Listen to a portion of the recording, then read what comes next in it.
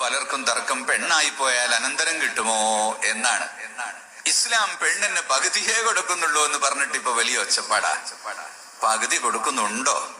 വേറെ ഏത് മതത്തിന്റെ വേദഗ്രന്ഥത്തിലാണ് പെണ്ണിന് അനന്തരാവകാശം കൊടുക്കണം എന്ന് പറഞ്ഞിട്ടുള്ളത്?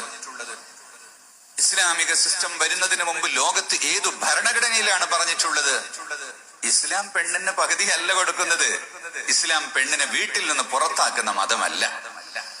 ഇസ്ലാം പെണ്ണിനെ തന്റെ കുടുംബത്തിന്റെ ഭാഗമായി കാണുന്ന മതമാണ്. പെണ്ണ് മകളായിരിക്കുമ്പോൾ പിതാവും, ഭാര്യയായിരിക്കുമ്പോൾ ഭർത്താവും, ഭർത്താവ് മരണപ്പെട്ടാൽ ഉമ്മയായിരിക്കുമ്പോൾ മക്കളും, അല്ലെങ്കിൽ സഹോദരന്മാരും ഒക്കെ അവരെ നോക്കണമെന്ന് ഇസ്ലാമിൽ നിയമമുണ്ട്. പെണ്ണ് ജീവിക്കാൻ ഒരു പൈസയും സ്വന്തം പോക്കറ്റിൽ നിന്ന് ചെലവാക്കേണ്ടതില്ല. ഇങ്ങനെ പറയുന്ന ഒരു സിദ്ധാന്തം ലോകത്ത് എവിടെയാണ് ഉള്ളത്? പിന്നെന്തിനാ പെണ്ണ് സ്വത്ത് കൊടുക്കുന്നത്? എങ്കിലും അവൾക്കൊരവകാശം കൊടുക്കുന്നു.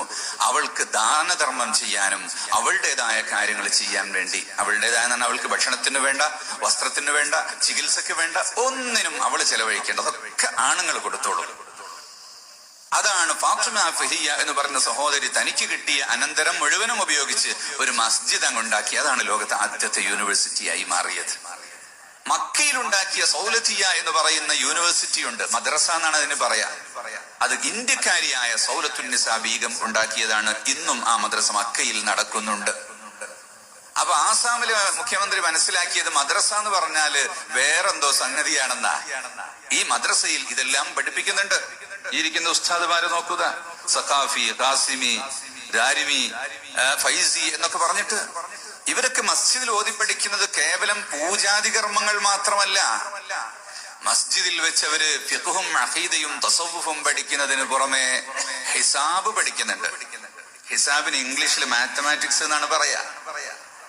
ഉഖ്ലായിദിസ് എന്ന് പറയുന്ന ഒരു കിതാബ് പഠിക്കുന്നുണ്ട്. അതെന്താ സബ്ജക്ട്?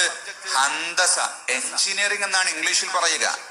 ഫൽസഫ പഠിക്കുന്നുണ്ട്, ഫിലോസഫി എന്നാണ് അതിന് ഇംഗ്ലീഷിൽ പറയുക. അഫ്ലാക്ക് പഠിക്കുന്നുണ്ട്, ആസ്ട്രോണമി എന്നാണ് അതിന് ഇംഗ്ലീഷിൽ പറയുക, വാന നിരീക്ഷണ ശാസ്ത്രം.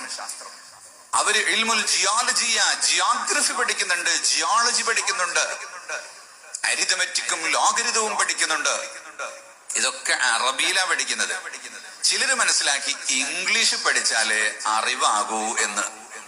അങ്ങനെയാണെങ്കിൽ ഇംഗ്ലീഷുകാരൻ തുണിയെടുക്കാൻ നടക്കുന്ന കാലത്തില്ലേ, അന്നത്തെ അറിവിനെന്താ പറയാ?